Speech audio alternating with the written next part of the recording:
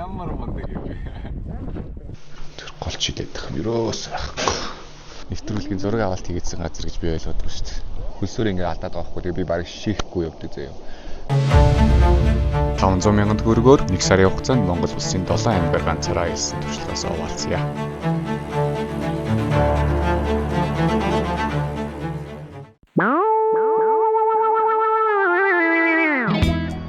Зэ майхан доторх маань нэг юмрхүү орчин нэлээд л хүүт онлоод энэ мишокн дотор ороод тэгээд дээрэс нь дээлэн өгрөөд унтж байгаа ирнэл үүрээр нэлээд сэрүүхэн онлоо тэгээд алтаа таван богд өдөрт бол бүр амар хөтөн байх болоо гэж бодож байна. Тэгээд босчоод нүүр амаагаад халтхан юм идчихэд тэгээд одоо Аршаан руугаа явах гээд бэлэн болцсон. Рамскигээл амраал үйж байна. Гадаа нэлээд хурц нартай биш үү?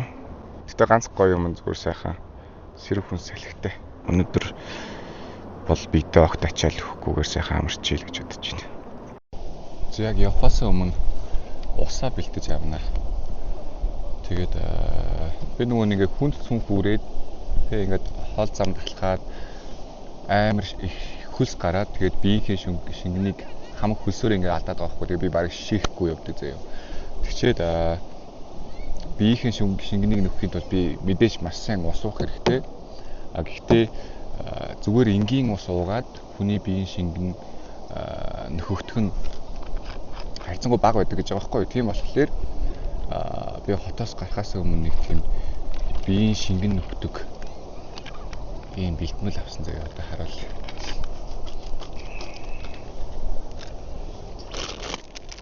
Ийм бэлтгэл байдаг. Дотроо 20 ширхэгтэй. Тэгээ нэг ширхэн нэг ингэж харагддаг. Ойролцоогоор нэг 10 мг юм уу. Тэгээ одоо энийг би задлаад тэгээ ойролцоогоор 500 мл усанд найруулна. Энийг ингэж найруулад яадаг вэ гэхээр одоо нөгөө нэг Асахигийн Супрос гэдэг байдаг шүү дээ. H2O гэдэг. Яг тэрнэрхүү болдог. Өнгөний хувьд ч тэр амтны хувьд ч тэр. Тэгээ ер нь бол эрдэстэй хүний биеийн хөлсөөрөө алдж байгаа эрдсүүдийг нөхдөг. Тэгээд иймэрхүү ус ууж явахгүй бол биеийн шингэн дутагдаа. Тэгээ биеийн шингэн дутагдаад шингэн олигтой нөхч чадахгүйгээс болоод жоохон толгоо дагзруугаа өвдсгийгээд байн өчтөр уржигдэр ерөөс энэс ууж чадаагүй. Тэгээ одоо нөгөө жижиг юм аашиг ийж ингээд сэвсэрчин. Тэгэл ингээд яг өнгөний үед юм болчихно. Тэгээ яг амт нь бол яг тэр супер ус шиг амттай заяа.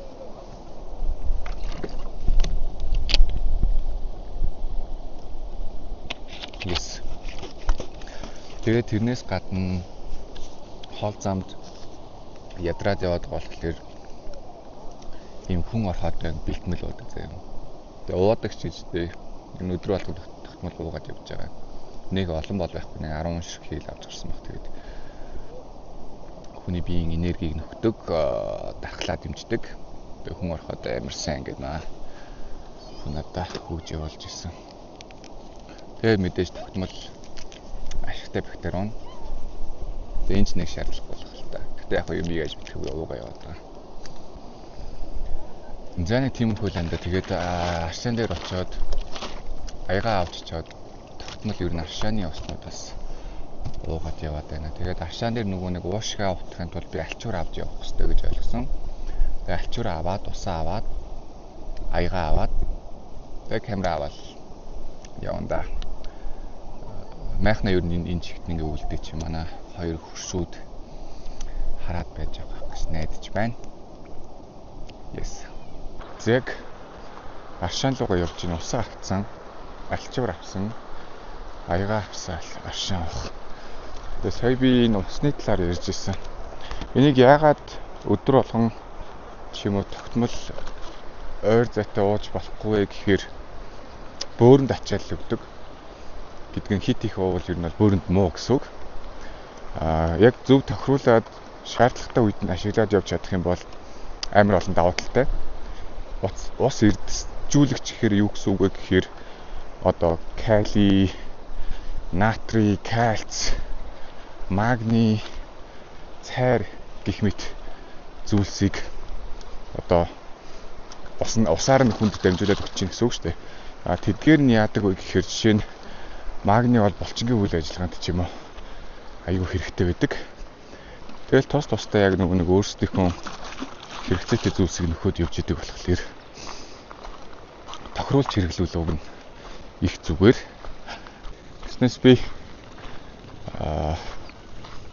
хизээч ингээ шил зүүж амьдарч үзээгүй хүн зөв. Нарны шилжтэр, харааны шилжтэр огт шил зүүдэггүй хүн байжгаад тэгээ энэ жил аялалдаа зориулаад нэг нарны шил авсан байдаг ийм шил. Тэгээ энийг хаа нэг зүүгээ яваад байгаа. Тэгээ яагаад шил зүүдэггүй вэ гэхээр надаа ерөөсө шил зөгтөггүй.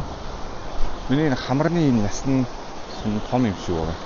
Тэгээ ямар ч шил зүүхээр ясан дээр ингээд аваагаад байдаг. Яг энэ бол хэцүү гайгүй. Гэтэл ер нь надад тэгэл амар бас сайн болцох гэж байгаа гэж би бодохгүй байгаа. Yes. Анх удаа тэгэл нарны шил зүүж амьдэрч байна да. Хэд хоног. Ийм шил зүгүүд ирэх чинь бас хүмүүс намайг гадаад гэж бодоод хэцүүд нь наараа. Ийм хөнгөн явж байна. Хөнгө алах гоё юм байна. Түртэх юм байхгүй. Одоо цүнхтэйг алж байсан бол би өдөд бол ядарсан баг шүү дээ. Мөр өвдөд эхэлсэн байх шүү дээ. За ямар ч тач аршаан руу явна. Эхнийж аршаанаас жоо хууж уучаад тэгээд эмч рүү н орж үзүүлээд халуун аршаанд нь орох шаардлагатай юу шаардлагагүй юу. Ер нь жоох эрүүл мэндийн зөвлөгөө өгдөг гэсэн тэрийг нь орж авна.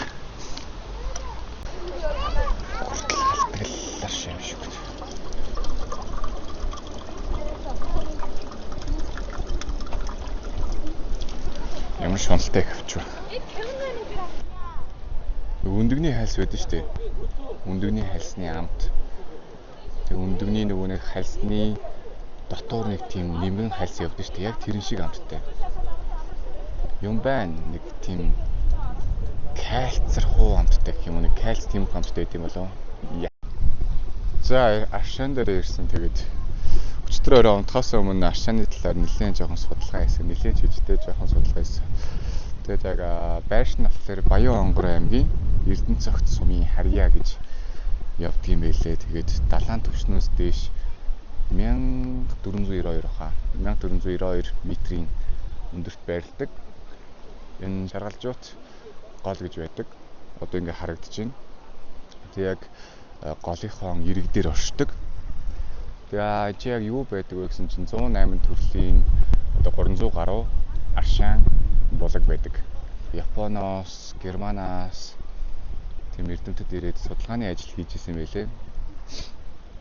Докторийнхоо ч гэлөө тиймэрхүү дипломыг хамгаалахтай энэ ч ирж нэг одоо энэ аршаанаас ундраад байгаа усан дотор нь яг юу байгаад байгаа, ямар эрцүүд байгаад байгаа, хүний биед яг ямар хэрэгтэй ингэдэг судалгаа хийсэн байгаа байхгүй.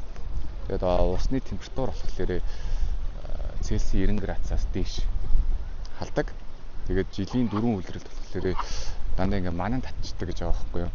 Яг өвлийн үлрэлт яг ялангуяа энэ чинь халуун аршаан ундарч байгаа шүү дээ. Халуун аршаан ундраад тэгээд уулаад агаад манан татах үзэгдэл ер нь бол илбэг байдаг.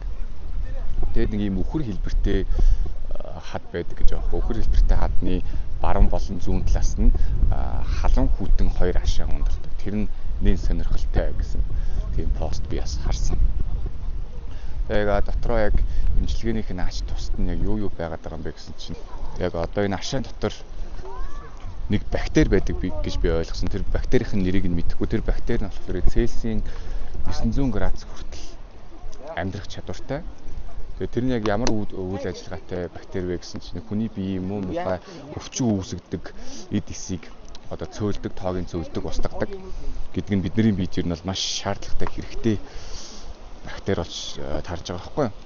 Тэрийг болохоор тийм бактери байдгаа гэсэн шинжлэх ухааны дүгнэлтийг нэг Германы судлаач хийсэн байт юм байлээ. Бас өөр юу байсан бэ гэсэн чинь халуун аршааныг ууснаар хүний биеийн уургийн баланс тэмцвэрждэг гэж байгаа байхгүй юу? Одоо хүний биеийн дулааныг дэмжснээр уургийн баланс нь тэнцвэрждэг. Тэгэл ядаргаа тайлан хүний биеийн хорыг дотроос нь хөөдөг. Аюу олон төрлийн ач тустай. Тэгээд ирээд аршаанднаас нуугаад нэг хэд хоног жоохон амраад халуун аршаа эдэрт нь орцсон байхад ер нь идэгшгүй өвчин байдгүй л гэж хүмүүс ярьдаг юм байна лээ. Угаасаа аргачгүй л ахaltaй чинь байглаасаа ундраад гарч ийн нэгт шууд оргиороо. Тэгээд дотроо айгүй гой эрцүүдийг агуулад тэрийг шууд угаасаа бид нар шууд өөртөөх нь биелүү ууна гэдэг чинь яаж бодсон угаасаа сайн л баг. Муу зүйл бол огт байхгүй гэдэгт нь би 100% итгэлтэй байна. Өдөр чинь тэгээ байгалийн амтай. За тиймэрхүү сонирхолтой аршаан байдаг юм байлаа. Тэгээ Монголдо нэлээд алдартай Монголын хамгийн халуун аршаан гэж явд юм байлаа. Тэгээд аялал зугаалж байгаа, ирж эмчлүүлж байгаа, сувлэлд нэвтэж байгаа хүмүүс бол маш их. Тэгэхдээ заавал сувлэлд нэвтээд ахааргүй над чиг энэ майхнаад барьчаад тэгээ орж эмчтэй нуулзаад эрүүл мэндийн зөвлөгөө аваад аршаанд нь ороод бүх аршаанаас нь уугаад уушгаа утаад тийх бол бүрэн боломжтой л гэж би харж байна. За одоо аршаануудаас нуунаа.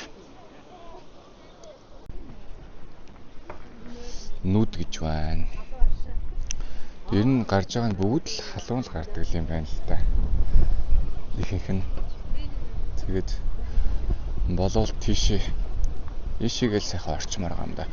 Чи нөгөө нэг хотын бүсгүй хөдөө нутагт тэгээд нэвтрүүлгийн зураг авалт хийгээдсэн газар гэж би ойлгоод байна шүү дээ. Нүд төр дээрээс шүү дээ. Тэр чигээрээ яг наач.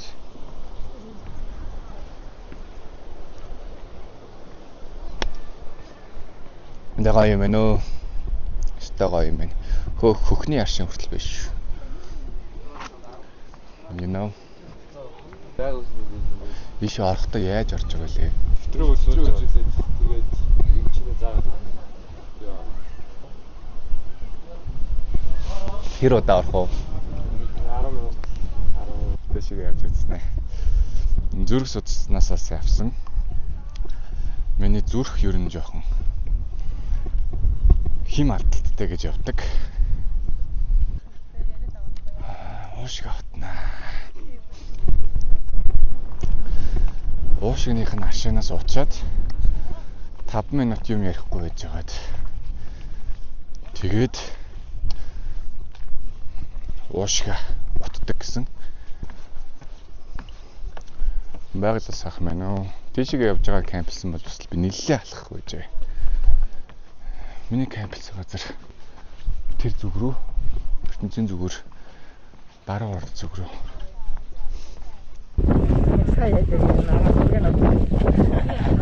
Ямар мундаг юм бэ? Яа, штэ. Арч байна.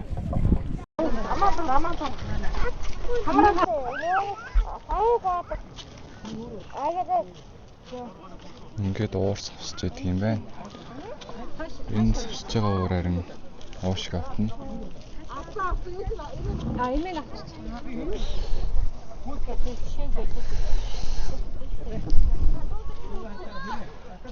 Газ утанда.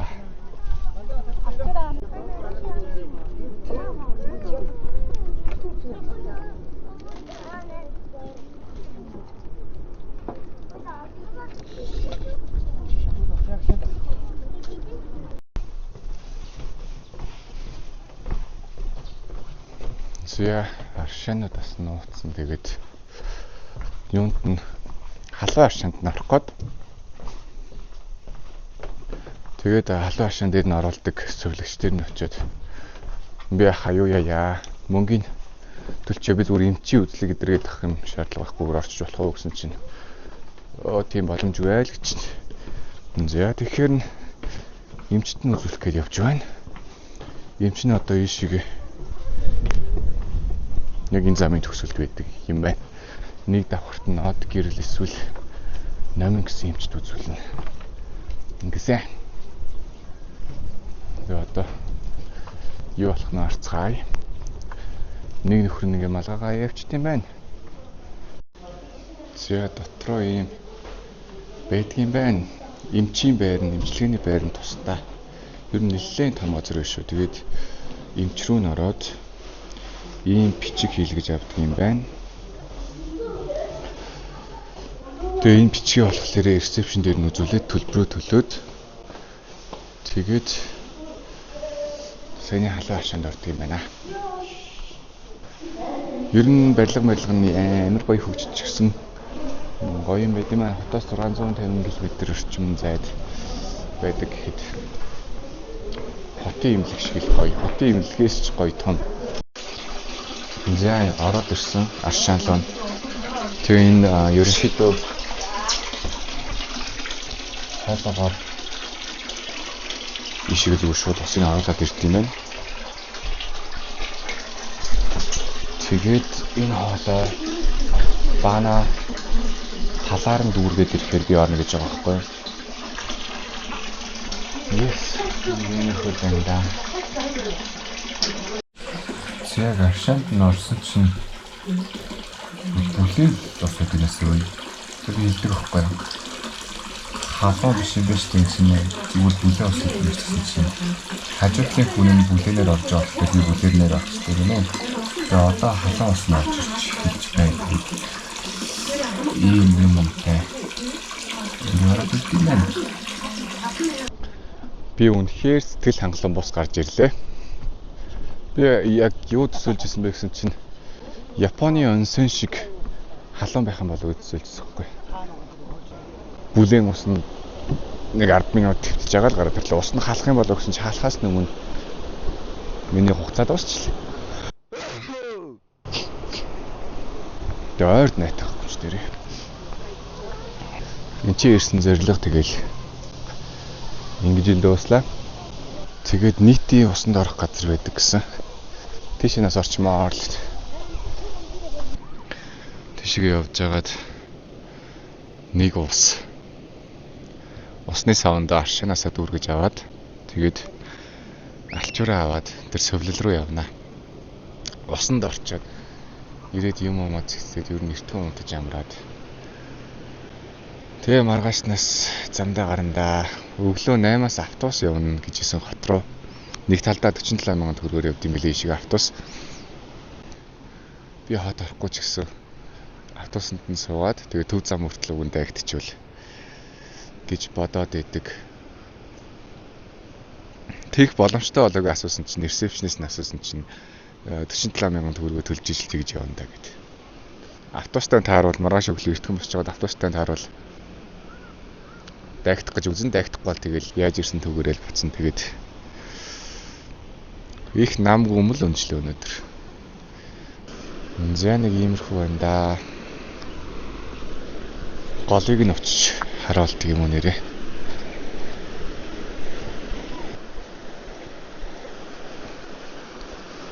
Нэлээд хүчтэй урсгалтай.